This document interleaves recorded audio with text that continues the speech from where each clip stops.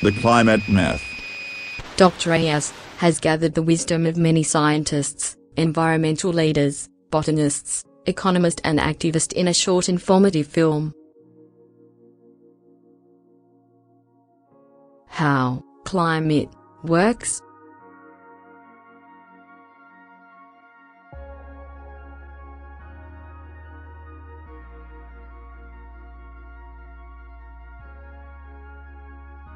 Carbon dioxide emissions from human activities are now higher than at any point in our history. In fact, recent data reveals that global carbon emissions were 150 times higher in 2011 than they were in 1850.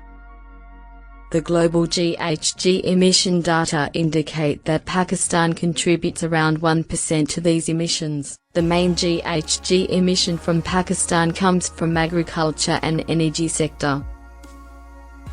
Pakistan's per capita GHG emissions with an overall impact of 1% have increased at an alarming rate. For instance, its emission have increased by 87% from 1990 to 2012, while its textile export competitor Bangladesh's emission grew by 59% for the same time period.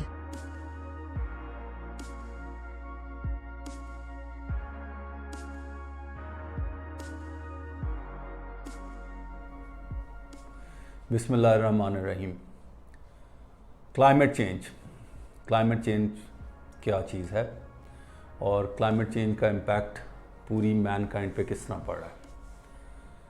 अगर इसको हम थोड़ा सा base line पे discuss करना चाहें तो United nation को हम इसमें मेजर क्रेडिट देते हैं कि यूनाइटेड नेशन ने इसको सबसे पहले यूनाइटेड नेशन एनवायरनमेंट प्रोग्राम के नाम से शुरू किया।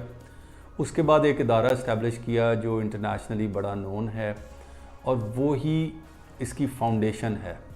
उसको कहते हैं inter governmental panel for climate change, IPCC, और इसकी वेबसाइट भी आपसे शेयर कर रहे हैं, बाकी डिटेल्स भी शेयर कर रहे हैं। ये वो इदारा है जो टेक्निकली सारी रिसर्च को लुक आफ्टर कर रहा है, जो आपको बताता है कि एनवायरनमेंट पे या ग्लोबल वार्मिंग पे कितना रेज है या क्या इम्पैक्ट है, कौन सी गैस का कितना इम्पैक्ट है और इसको किस तरह कंट्रोल किया जा सकता है। दो टर्मिनोलॉजी साथ ही मैं शेयर करूंगा, एक है ऑफसेट और एक है मिटिगेशन। ये दो टर्म्स हम काफ़ी दफ़ा यूज़ करेंगे अपनी प्रेजेंटेशन में और इस वीडियो में, क्योंकि ये दोनों चीज़ें ऐसी हैं जो ट्रांसलेट करती हैं हमारी एक्टिविटी जो हम इस सारी डिज़ास्टर से बचने के लिए कर रहे हैं।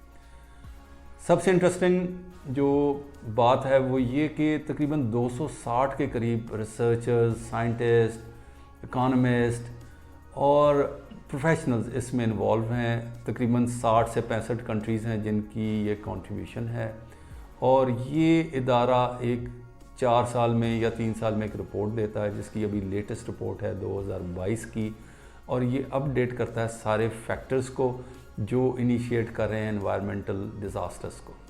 और ये एक थिंक टैंक भी है और एक ग्लोबल वॉच भी करता है कि इससे हमें पूरा थोड़ा सा आइडिया हो जाता है कि कितना हमें इसको कंट्रोल लेके चलना है या क्या टारगेट्स हैं या क्या चीज़ है। तो ये सबसे इम्पोर्टेंट बात है। और इसी के साथ एक और इदारा जो कनेक्टेड है वो है United nation framework for climate change, लेकिन उसको हम कन्वेंशन कहते हैं। जिस तरह ILO है तो ये इदारा है UNFCCC, जिसके अंडर एक कॉन्फ्रेंस होती है जो कॉरपोरेशन ऑफ द पार्टीज़ के नाम से मशहूर है, या COP27 के नाम से इस वक्त शर्म शेख में उसकी एक्टिविटीज़ जारी हैं। और वो बेसिकली एक पूरा 15-20 दिन की एक पूरी एक्टिविटी होती है जिसमें हर बंदा अपनी रिपोर्ट्स लेकर आता है, हर ऑर्गेनाइजेशन अपनी रिपोर्ट लेकर आती है, चाहे वो फॉसिल फ्यूल का सेक्टर है, चाहे वो टेक्सटाइल का सेक्टर है, चाहे वो फैशन इंडस्ट्री है, चाहे वो कंस्ट्रक्शन इंडस्ट्री है। एक एक इंडस्ट्री उसमें शामिल है और उसका एक रोल है और वो कनेक्ट होती है IPCC के साथ। सो ये थोड़ा सा एक ब्रीफ इंट्रोडक्शन था कि ये क्लाइमेट चेंज किस तरह मॉनिटर कर रहे हैं। और इसमें क्योंकि ये जो COP27 है इसमें सारी कंट्रीज़ पार्टी हैं इंक्लूडिंग पाकिस्तान, اور تقریباً 195 کے قریب کنٹریز ہیں جو اپنا آپ کو ایک پورا پلان لے کے جاتی ہیں جس کو NDCs کہتے ہیں. وہ نیشنل لیول پہ کمٹ کرتے ہیں کہ وہ آف سیٹ کرنے کے لیے اس کو کس طرح آرگنائز کریں گے.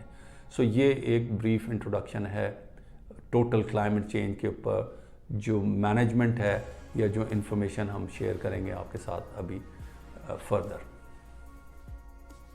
اب اس کے بعد ایک سمپل سا ایک اگر ہم اس کو کہیں کہ ایک کیلکولیشن ہے یا نمبرز ہیں جو بیفور ہم اپنے نیکسٹ ٹاپک پہ جائیں تو وہ نمبرز بڑے امپورٹنٹ ہیں جس کو ہم لے کے ساتھ چلیں گے. اس میں ڈفرینٹ رائے ہے لیکن جو امپورٹنٹ فگر ہے وہ میں یہ کہوں گا کہ 31% of the green house gases comes from the making اور مینوفیکچرنگ سیکٹر. اس کے بعد جو 27% ہے وہ از کمنگ فرام الیکٹرسٹی اور انرجی. بیک اینڈ پہ اس میں فاسل فیول ہے. اوبویسلی فاسل فیول جنریٹرز چلاتا ہے جس سے انرجی آتی ہے اور اس کا ایک امپیکٹ ہے. اس کے علاوہ ایگریکلچر اور لائف سٹاک کا 19% کا رول ہے. اور اس کے علاوہ پھر ہم ٹرانسپورٹ پہ اگر جاتے ہیں جو لاجسٹکس ہیں جو ہمارا ٹریول ہے وہ تقریباً 16% ہے اور 7% کول اینڈ ہیٹ ہے. ایک اور امپورٹنٹ چیز ہے ٹوٹل کیلکولیشن. یہ بھی نمبر آپ نے ذہن میں رکھنے ہیں. 65% جو گرین ہاؤس گیسز ہیں اس کا 65% کاربن ڈائی آکسائڈ ہے. 16% میتھین ہے جو کہ جس کا میجر سورس ہے لائف سٹاک. اس کے بعد نائٹرس آکسائڈ ہے وہ 6% ہے. اور اسی طرح کچھ فارسٹری سے جو کیونکہ جو فارسٹ ہیں وہ آکسیجن ریلیز بھی کرتے ہیں اور کاربن ڈائی آکسائڈ بھی ریلیز کرتے ہیں. سو ان کا ایک 11% کی ریشو ہے. یہ نمبرز آپ نے ذہن میں رکھنے ہیں کہ اس میں سے جو 65% CO2 ہے وہ سب سے امپورٹنٹ ہے کیونکہ وہ ہمارے ایکشن سے اس کا تعلق ہے. جتنی زیادہ ہم فاسل فیول برن کریں گے اس میں میجر کنٹریبیوشن ہے فاسل فیول کی, اور جتنا زیادہ ہم اسے برن کریں گے اتنی زیادہ اس میں CO2 emit ہوگی. How Earth is changing. It's easy to take our planet for granted until we see the human cost of its degradation, hunger, displacement, unemployment, illness and deaths. Millions of people are already suffering from the catastrophic effects of extreme weather disasters caused by climate change. Scorching temperatures have caused deadly heat waves in Europe and wildfires in South Korea, Algeria and Croatia. There has been severe flooding in Pakistan, while a prolonged and intense drought in Madagascar has left 1 million people with very limited access to adequate food.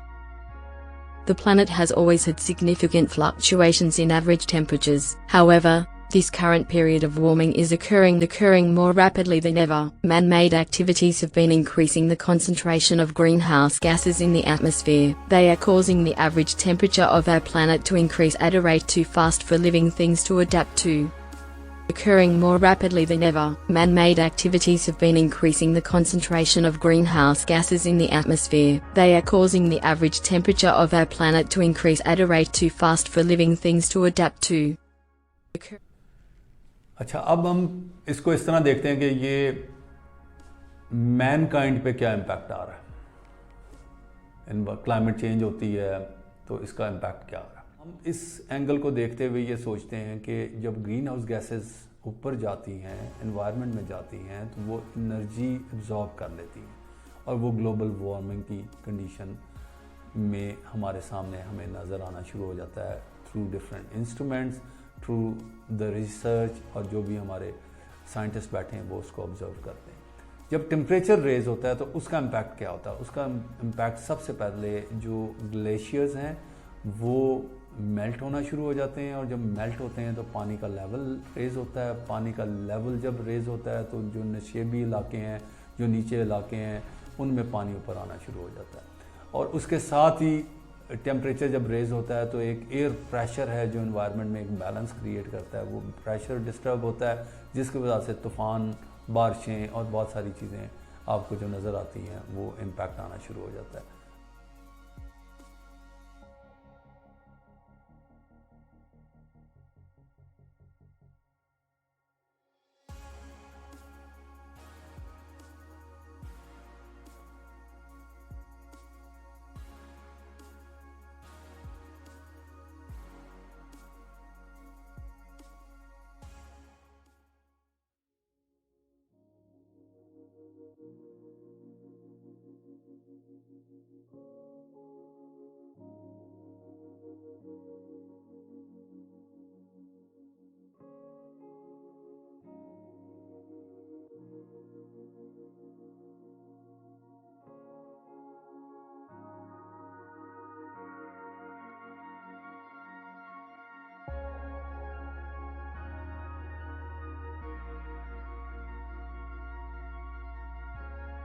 How it is affecting us.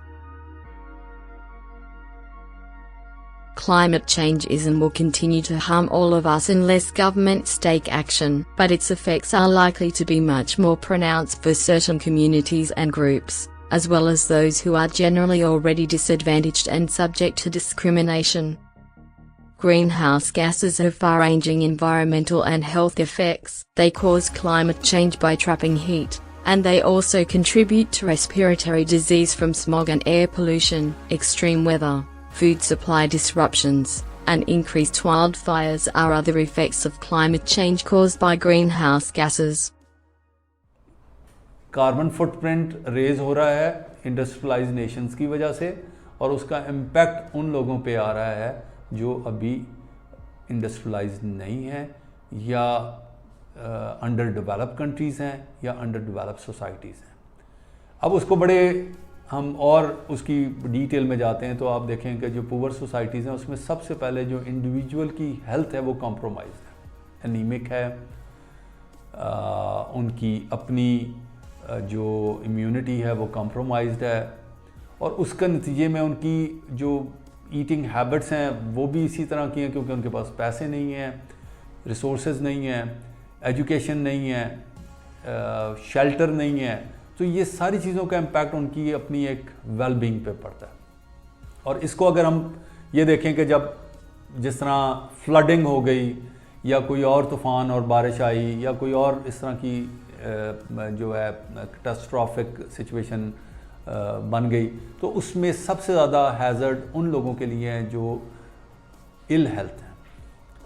और ये बड़ा interesting factor है. इसका मतलब है कि कुछ लोग हैं जो हेल्दी भी हैं, उनके पास इंडस्ट्री भी है, उनके पास पैसा भी है, वो अपने एक्शंस की वजह से ग्लोबल वार्मिंग रेज़ कर रहे हैं, और उसकी रिएक्शन में जो फॉल्ट है वो फॉल्ट उन लोगों का निकलता है जो गरीब लोग हैं, पॉवर्टी के साइकिल में हैं, और उनकी जो जानों को ख़तरा होगा और उससे नुकसान होगा.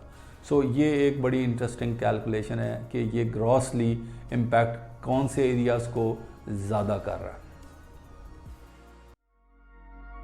What we have done about it. अच्छा, अब हम इसको फोकस करते हैं पाकिस्तान पे, फिर इंटरनेशनली भी आपसे शेयर करेंगे कि जो ऑर्गेनाइजेशन इसके लिए काम कर रही हैं. सबसे पहले हमारी मिनिस्ट्री ऑफ क्लाइमेट चेंज है जो इस पे काम कर रही है, और उसके ऊपर पूरी एक NDC साइन हुए हैं, और फॉरेस्ट प्रोग्राम है, और उसके अलावा बाकी चीज़ें हैं जो रिडक्शन ऑफ इमिशंस के ऊपर फोकस्ड हैं. सो मिटिगेट करने के लिए या ऑफसेट करने के लिए जो एजेंडा है, इसको हम कहते हैं डीकार्बनाइजेशन ऑफ द इंडस्ट्री या decarbonization in general for the carbon footprint. So इसके लिए कुछ ऑर्गेनाइजेशंस हैं जो गवर्नमेंट लेवल पे काम कर रही हैं, जिनमें MOCC is the primary contact in Pakistan. उसके बाद कुछ इंडिपेंडेंट नॉन गवर्नमेंट ऑर्गेनाइजेशंस हैं, जिसमें पाकिस्तान एनवायरनमेंट ट्रस्ट है जो इस वक्त बहुत ज़्यादा काम कर रहा है. ये बेसिकली टेक्सटाइल सेक्टर और इंडस्ट्री सेक्टर को रिप्रेजेंट कर रहा है, और इसमें वो डिफरेंट प्लेजेस कर रहे हैं नेट ज़ीरो के लिए, और डिफरेंट एक्टिविटीज़ कर रहे हैं जिसमें कैपेसिटी बिल्डिंग भी है, जिसमें अवेयरनेस भी है, और जिसमें इंटरनेशनल फ्रंट्स पे एडवोकेसी भी है. सो ये प्लेटफॉर्म अभी यूज़ हो रहे हैं. उसके अलावा जो छोटी ऑर्गेनाइजेशंस हैं और जो इंडस्ट्रियल ऑर्गेनाइजेशंस हैं वो भी इसको देखती हैं, लेकिन पाकिस्तान में अभी इसकी बहुत ज़्यादा ज़रूरत है. वो हम इसके वीडियो के एंड में हम देखेंगे कि हमें क्या क्या चीज़ें कमिट करनी है और क्या क्या एक्टिविटीज़ हमें सूट करती हैं कि जिस डायरेक्शन में हम इसको आगे ले के चलें और हम इसकी मिटिगेशन में और ऑफसेट करने में हमें हेल्पफुल हों.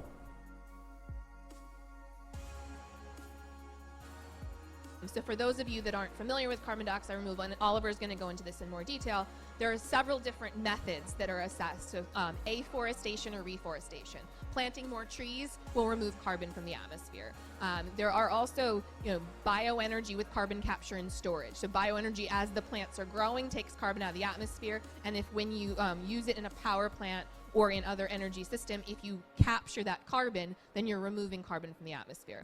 Or things like direct air carbon capture and storage, which take carbon dioxide directly out of the atmosphere and store it. So those are different methods. They all have different costs and availability, different use now. So afforestation and reforestation we see today. And so those assumptions influence the amount of carbon dioxide removal and the amount of net negative carbon dioxide emissions in these pathways. There are about 3 trillion trees on Earth, which is only half as many as 12,000 years ago. At the start of human civilization, people cut down an estimated 15 billion trees each year. Trees can provide firewood and fruit for people. In cities, they can offer shade and recreational spaces, but trees should not be planted where they didn't grow before, such as in native grasslands or savannas. Humans need to reduce their carbon dioxide and other greenhouse gas emissions quickly by transitioning to renewable energy sources, like solar and wind. People should also reduce the amount they drive and fly. Fortunately, there are many options. Let's say the average tree takes up 50 pounds of carbon dioxide a year. If a person planted a tree every year for 20 years and each one survived, which is highly unlikely, those 20 trees would take up about 1,000 pounds, or half a ton, of carbon dioxide per year.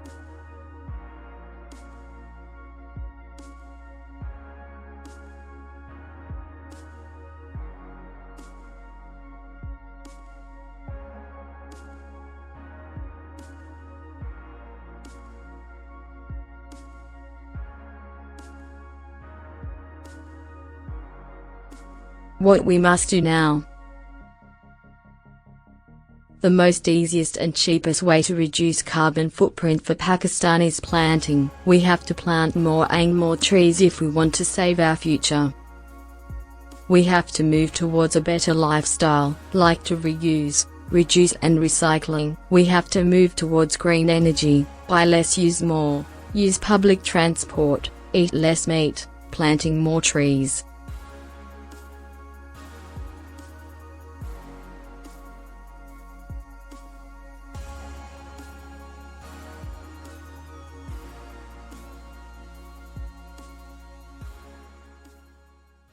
जो आखिरी part है जिसमें हमने देखना है कि हम क्या कुछ कर सकते हैं, उसमें सबसे इम्पोर्टेंट काम है एजुकेशन। और उसके बाद हम एक टर्म यूज़ करते हैं रिड्यूस, रीयूज़, रिसाइकल और अपसाइकल। ये 4 टर्म्स हैं जो इसके बाद आपकी आ गई सोलर एनर्जी, जिसका अभी भी रोल 1% है पूरी दुनिया में, क्योंकि कुछ एरियाज़ ऐसे हैं जहाँ पे सनशाइन नहीं है, कुछ एरियाज़ ऐसे हैं जहाँ पे सनशाइन है। सो इनका रोल इंक्रीज़ हो जाएगा, 10, 20, 15, 20, 25% तक जा सकता है, लेकिन this is not the total solution. इसी तरह विंड टर्बाइन है और इसके अलावा बाकी बायोफ्यूल्स और बाकी चीज़ें जो इस्टेब्लिश हो रही हैं, बायोगैस है जो इस्टेब्लिश कर रहे हैं, जो जिसका एक मोमेंटम इस्टेब्लिश हो रहा है। सो अगर कोई इंसान या कोई इदारा इसको इस तरह देखता है कि मैंने सोलर एनर्जी लगा दिया, तो that is not the solution, this is only the part of the solution. So हम इसको इस तरह देखेंगे कि आपने ऑफसेट करना है। ऑफसेट किस तरह करना है? इंटरनेशनली इसके बहुत सारे, अब आपको पता है कि कंज्यूमर के ऊपर बहुत ज़्यादा एक बर्डन आ गया जो अवेयरनेस के साथ। तो कंज्यूमर ने क्या किया कि फॉर एग्जांपल एयरलाइन ने एक टिकट लेनी है, तो वो टिकट की ग्रीन माइल्स हैं, वो स्लाइटली एक्सपेंसिव है, और वो एक्सपेंसिव टिकट को इसलिए परचेज़ करेगा कि वो एयरलाइन एक कंट्रीब्यूशन देगी जो उसको जितना कार्बन फुटप्रिंट है उसको ऑफसेट करने के लिए हेल्प आउट होगा। और इसमें एक जिस तरह चैरिटीज़ हैं, ट्री फॉर ऑल के नाम से डच चैरिटी है, वो क्या कहेगी कि आपसे पैसे लेगी और उसको एक जगह अफ्रीका में या किसी भी ऐसे एरिया में फॉरेस्ट लगा देगी, और उसकी जो एब्जॉर्प्शन है वो आपको एक मिटिगेशन रिपोर्ट भेज देगी कि ये इतना आपने कार्बन फुटप्रिंट ऑफसेट कर दिया, या इतने एमिशंस आपने इन केजीज हमने ऑफसेट कर दिए। सो इस तरह के काफ़ी सारे इदारे इस्टेब्लिश हो रहे हैं, और यही फोकस है कि ये पाकिस्तान में भी इस तरह के इदारे हों। तो इसका सबसे जो एक ग्रॉसली अगर हम इसको देखते हैं, तो हमें सबसे पहले तो कैलकुलेट करना है कि एक इंडिविजुअल का ایک گھر کا ایک پرائیویٹ ہاؤس ہولڈ کا کتنا کاربن ایمیشن ہے، اسی طرح ایک آفس کا، ایک ریٹیل آؤٹ لیٹ کا، شاپنگ مال کا، ایک بس کا، ایک بائک کا، ایک فیکٹری کا، ایک چھوٹی فیکٹری کا، ایک اینٹوں کے بھٹے کا، ایک کنسٹرکشن سائٹ کا کتنا کاربن فٹ پرنٹ ہے.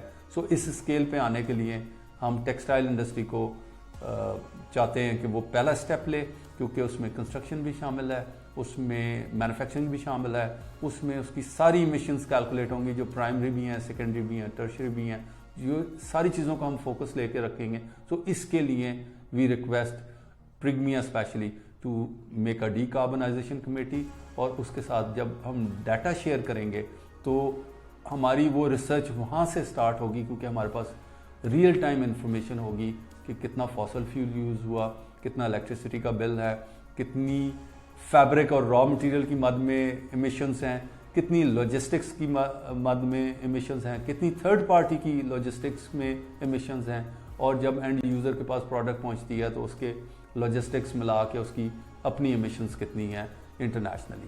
سو یہ ایک کمپریہنسو اسٹڈی ہے، اور یہ اسٹڈی ہیلپ آؤٹ کرے گی to relate with our society, are culture, اور ایک عام آدمی کو ایک کلیئر انڈرسٹینڈنگ دینی کہ یہ ہے کیا اور اس کو کنٹرول کس طرح کر سکتے ہیں. کیونکہ مجھے یہ لگتا ہے کہ یہ سب سے امپورٹنٹ ہے کہ یہ سارے لوگ مل کے ہی اس کا اسٹیپ لیں گے تو یہ ہم اس کو کنٹرول کریں گے، اور یہ ویری مچ ڈویبل ہے. کیونکہ ایک اینڈ پہ ہم جس طرح درخت لگاتے ہیں یا انوائرمنٹ کو بچاتے ہیں، تو ایک اینڈ پہ سائنٹیفکلی ہم اس کو کنٹرول کرنے کی کوشش کریں، لیکن دوسرا ہمارا اپنا فیتھ اس بات کی ہمیں پریچ کرتا ہے یا تبلیغ کرتا ہے کہ ہم نے انسانیت کا بھلا کرنا ہے، اور اگر ہم نے درخت لگانے ہیں یا کسی کی جان بچانی ہے یا پانی کنزرو کرنا ہے، یہ ساری چیزیں ہماری جو فیتھ کے ساتھ بھی کنیکٹڈ ہیں کہ یہ ہمیں صدقہ جاریہ کے لیول پہ لے جاتی ہیں اور اس کا ہمیں بینیفٹ ملتا ہے.